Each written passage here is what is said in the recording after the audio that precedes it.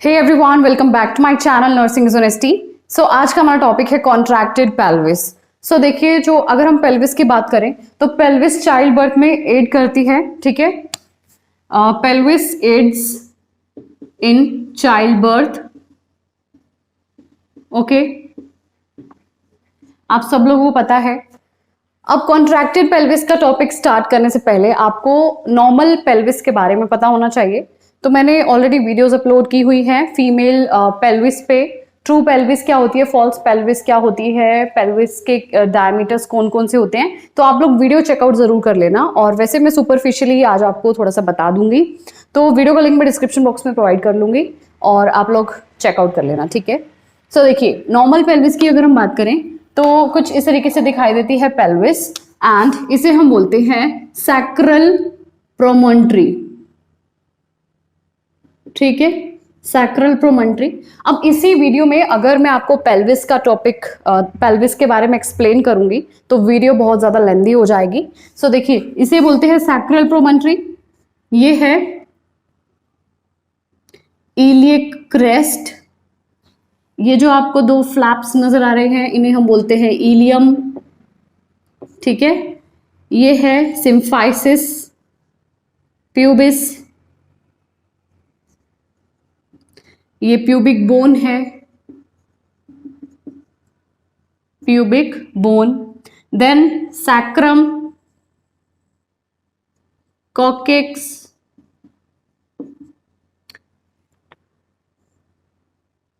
Ischial spine. बहुत से parts होते हैं पेल्विस के, जैसे अभी मैंने आपको बताए हैं यहां पर। अब अगर हम बात करें पेल्विस के टाइप्स की तो बेसिक हमें 4 टाइप्स पता होती हैं। Gynaecoid pelvis, platypelloid pelvis, android pelvis and anthropoid pelvis. अब इन चारों पेल्विस में डिफरेंस क्या होता है वो देखिए। आपको पेल्विस, पेल्विक इनलेट नजर आ रहा है, ये वाला, जिसे हम बोलते हैं ट्रू पेल्विस। ट्रू पेल्विस किसे बोलते हैं? पेल्विक इनलेट को, ठीक है। पेल्विक इनलेट में डिफरेंसेस क्रिएट हो जाते हैं। डायमीटर्स की अगर हम बात करें तो देखिए बेसिक कौन कौन से डायमीटर्स होते हैं। होता है हमारा AP diameter, antero posterior diameter, then transverse diameter, जैसे इसका नेम साउंड कर रहा है ट्रांसवर्स, मतलब ये हॉरिजॉन्टली प्रेजेंट होगा, ये वाला, इस डायमीटर को हम बोलेंगे ट्रांसवर्स डायमीटर। देन हमारा आता है ऑब्लिक डायमीटर, ऑब्लिक डायमीटर। अब अगर इन डायमीटर्स में कुछ चेंजेस आ जाते हैं, अगर ट्रांसवर्स डायमीटर हमारा आइडियली प्रेजेंट नहीं है, ऑब्लिक डायमीटर भी हमारा शॉर्ट है, एंटीरियर पोस्टीरियर डायमीटर भी हमारा नैरो है, तो उस केस में, उस सिचुएशन में, उस कंडीशन को हम बोलते हैं कॉन्ट्रैक्टेड पेल्विस, की पेल्विस जो है वो कॉन्ट्रैक्ट हो गई है, डायमीटर्स रिड्यूस हो जाएंगे इस केस में। सो देखिए, ये जो पेल्विस है ये गायनाकोइड पेल्विस मैंने यहाँ ड्रॉ करी है।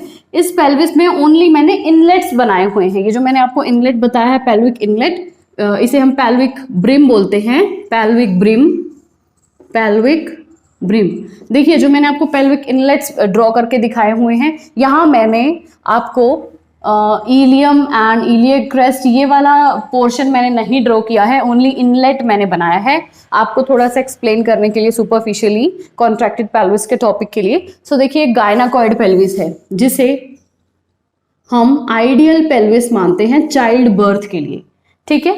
ज्यादातर वुमेन में आप बोल सकते हो 80% वुमेन में गायनाकोइड पेल्विस प्रेजेंट होती है, जो कि चाइल्ड बर्थ में एड करती है, और ये एक आइडियल पेल्विस मानी गई है, ठीक है, गायनाकोइड पेल्विस। नेक्स्ट अगर हम बात करें, ये आपको ओवल शेप की नजर आ रही है, ओवल शेप की, इस तरीके की आपको नजर आ रही है ओवल शेप की, इसे हम बोलते हैं प्लैटीप्लॉइड पेल्विस, ठीक है।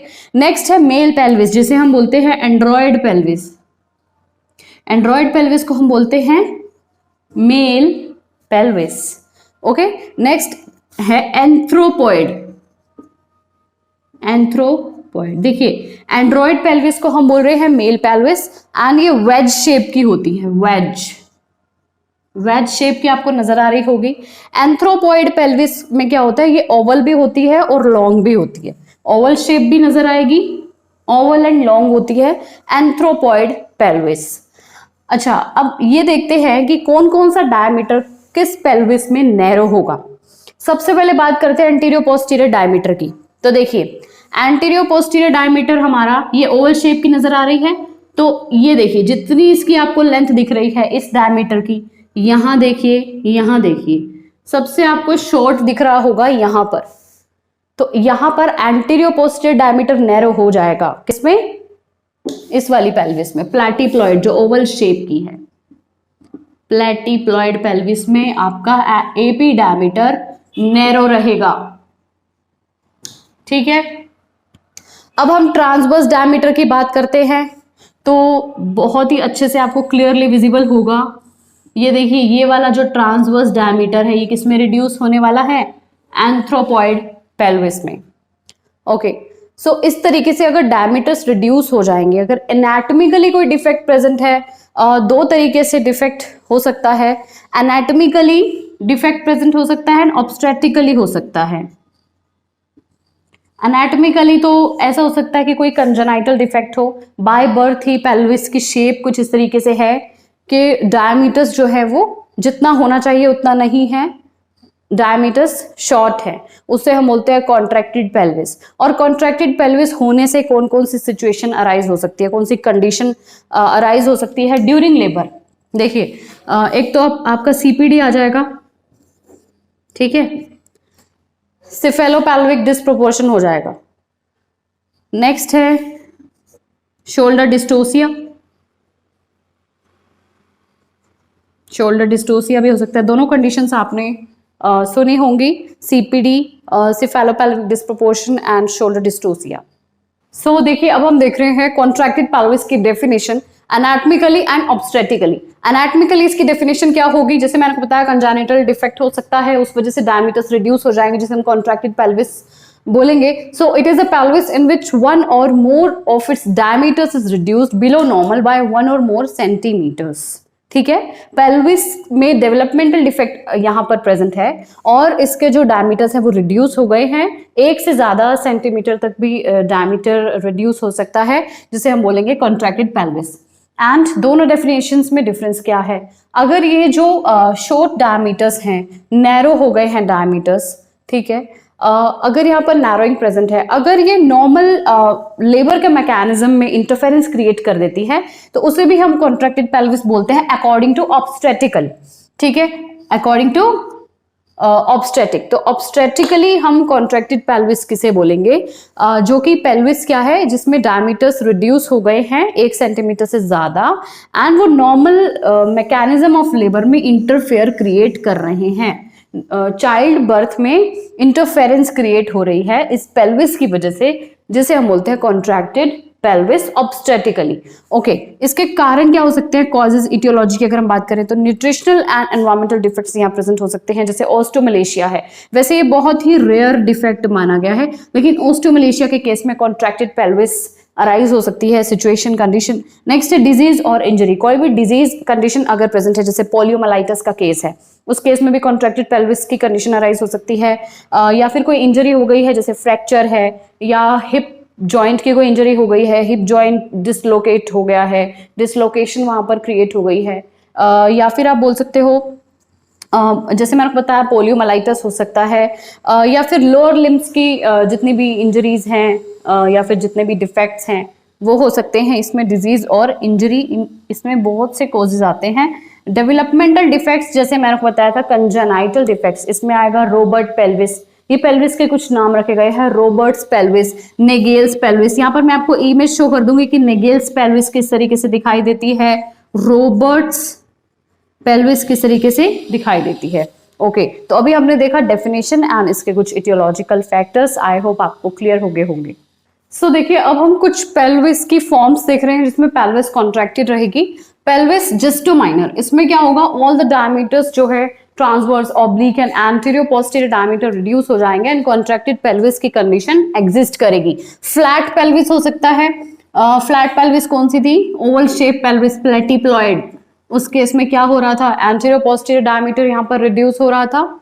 जनरल कॉन्ट्रैक्टेड पेल्विस उसे बोला जाता है जहां पर AP diameter, anterior posterior diameter सबसे ज्यादा शॉर्ट हो as compare to other diameter, जैसे ट्रांसवर्स ऑब्लिक डायमीटर है, सबसे ज्यादा शॉर्ट लेंथ जो हो एपी डायमीटर की हो उसे हम बोलेंगे जनरली कॉन्ट्रैक्टेड पेल्विस। एंड ये जो कंडीशंस है बहुत ही रेयर अराइज होती है, ओटोस पेल्विस एंड ब्रेक्ड पेल्विस। तो मैं यहाँ पर एक इमेज शो कर दूंगी, उसमें आप देख लीजिएगा ओटोस पेल्विस एंड ब्रेक्ड पेल्विस किसे बोला जाता है।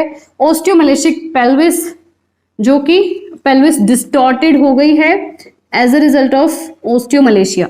क्लासिफिकेशन हम देख रहे हैं इसी कुछ पेल्विस की हम फॉर्म्स देख रहे हैं, कुछ डिग्रीज देख रहे हैं ऑफ कॉन्ट्रैक्चर की, कॉन्ट्रैक्शन की डिग्रीज यहाँ हम देख रहे हैं। मैंने आपको बताया था, मैंने true pelvis, false pelvis, female pelvis का टॉपिक मैंने आपको स्टडी कराया हुआ है, तो आप वीडियो जरूर से चेकआउट कर लीजिएगा। उसमें मैंने बहुत ही डिटेल में आपको पेल्विस का टॉपिक करवाया है, जिसमें मैंने आपको ये भी बताया होगा ट्रू कॉन्जुगेट की किसे बोलते हैं, फॉल्स कॉन्जुगेट किसे बोलते हैं। तो देखिए जो ट्रू कॉन्जुगेट है वो फर्स्ट डिग्री ऑफ कॉन्ट्रैक्चर में लेस देन 11 सेंटीमीटर हो जाएगा, लेकिन 9 सेंटीमीटर से भी कम ये नहीं जाएगा।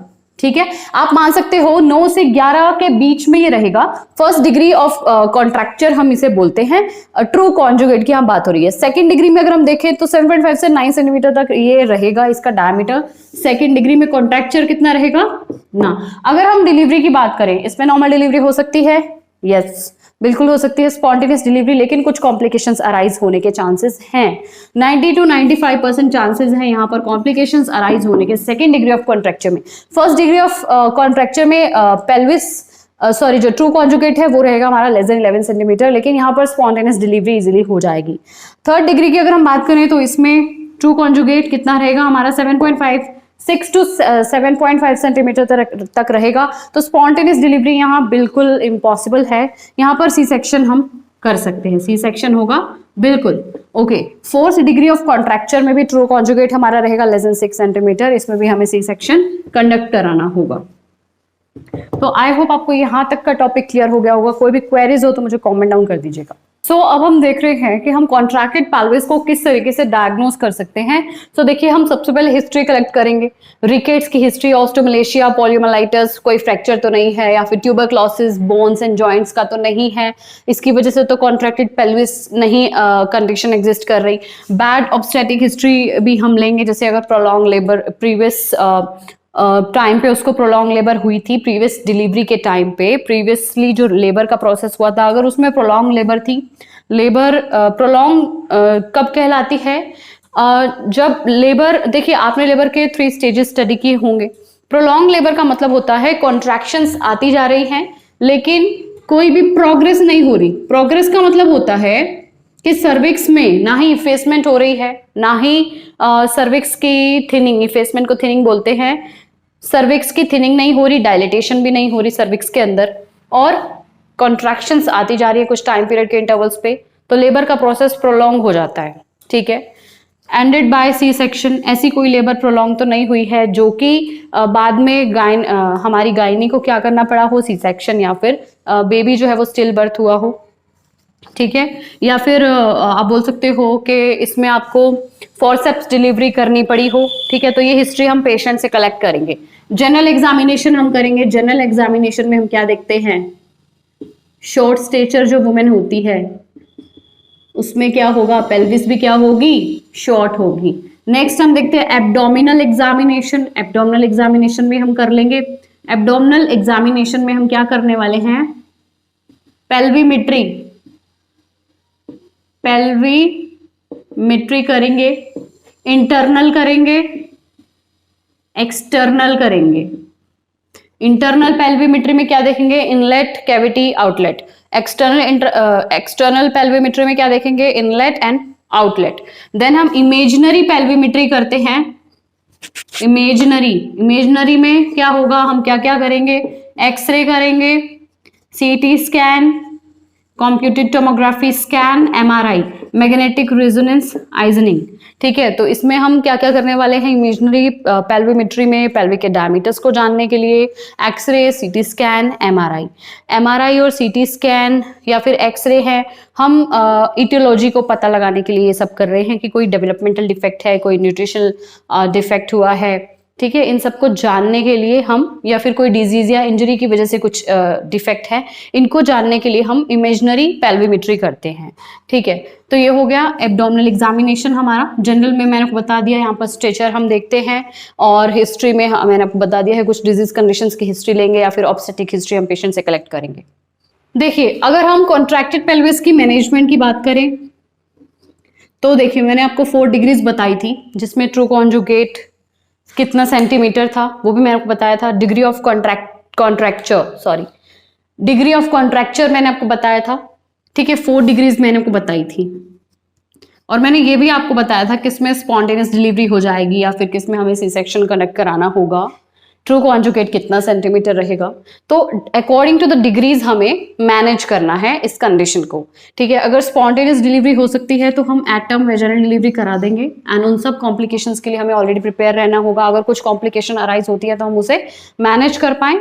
ओके, अगर सी सेक्शन कंडक्ट कराना है तो अगर 4th डिग्री है या 3rd डिग्री है जिसमें नॉर्मल वेजाइनल डिलीवरी हम नहीं कंडक्ट करा सकते हैं, तो उसमें हम सी सेक्शन कंडक्ट कराते हैं। तो आई होप आपको कॉन्ट्रैक्टेड पेल्विस का टॉपिक क्लियर हो गया होगा। कोई भी क्वेरीज हो तो मुझे कमेंट डाउन कर दीजिएगा, and do like share and comment to my YouTube channel which is nursing honesty.